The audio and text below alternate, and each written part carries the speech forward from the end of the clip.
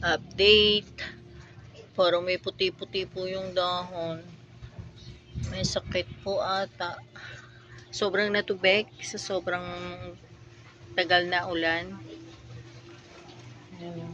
Ito malaki na siya, oh. Halos mahigit na siya 1 dangkal. Ito din, parang namamarilong din yung dahon. Ayun na.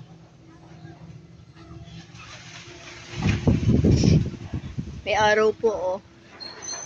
Ngayon po ay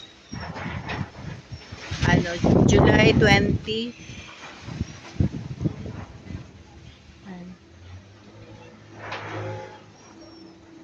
Yung ating ito, oh, mga sili natin. Patay na, wala na siya. Ito naman yung ating nilipat na tatlong ang lalaki na ng dahon, oh. Yan, oh, yung maliit nating nilipat. Ito naman yung nalaglag, oh, tubo siya, oh. Oh, ay, tubo yung maliit, yung sabi ko nalaglag, yung naputol yung fruit. Ito yung pinaka kauna-unahang kong tinanim. Malalaki na yung dahon niya. So, yan. Sa loob ng ilang araw yun, 8. Ay, hindi. 13 yun eh. So, yan. Ito yung sili. Ito na lang yung matatag. Ito parang nawawala na rin siya. Nag-uulan po kasi. Kaya parang natubig. So, yan lang po ang update natin sa ating mga tanim. So, yan. Update ko lang po kayo sa isang puno na yan kasi inalisan po ng sanga ng dahon ng ating kapitbahay. Yan.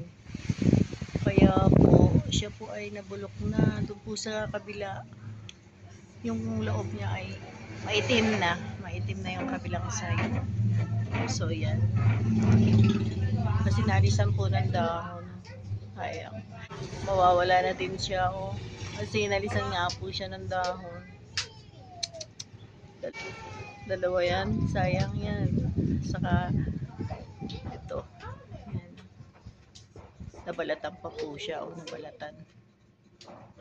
Ito po yung isa. Ayan po yung tatlo. Yan. Pwede na kaya siya kunin?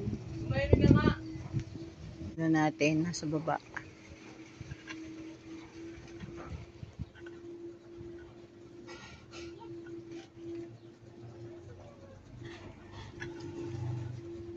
Ito naman yung nasa baba.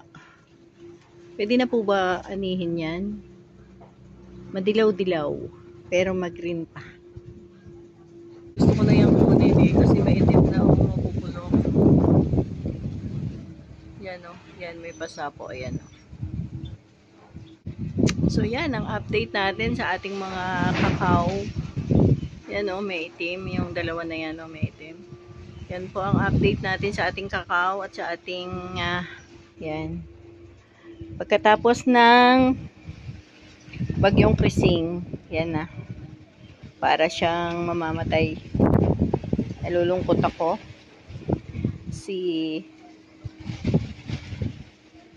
Nasabay siya sa... Ay, may pala po. Ganyan, oh. May ganyan pala.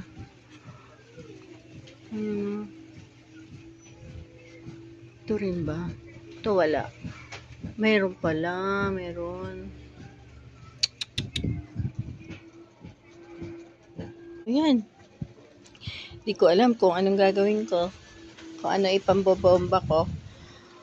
Gagawa tayo nung solusyon na suka at joy. Para tingnan natin kung mahahabol pa natin yan. So yun lang po ang update ko sa aking mga talong. Maraming salamat po sa inyong panonood. At i-update ko kayo uli kung yan ay aapula po natin yung sakit niya. So yun.